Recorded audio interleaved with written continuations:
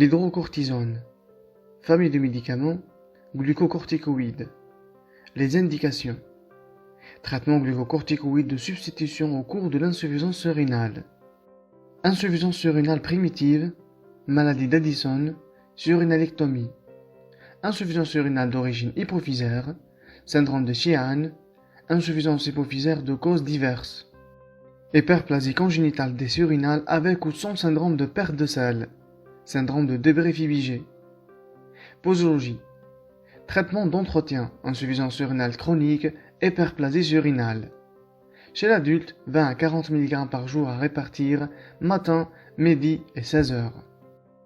Chez l'enfant, 12 à 20 mg par mètre au carré par jour, à répartir matin, midi et 16 heures.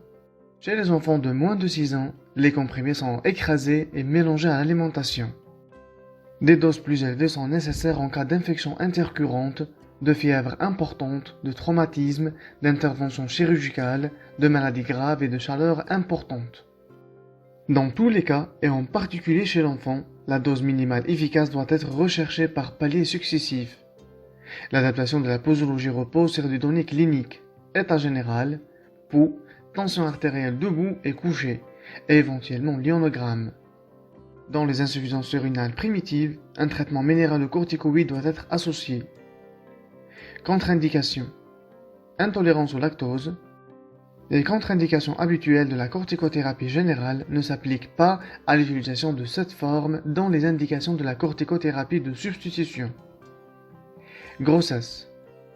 Chez l'animal, l'expérimentation met en évidence un effet tératogène variable selon les espèces.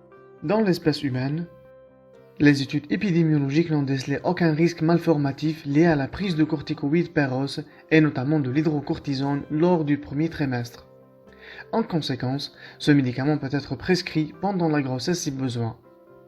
Allaitement. L'hydrocortisone est excrété dans le lait maternel. Les données disponibles semblent montrer une bonne tolérance pour l'enfant.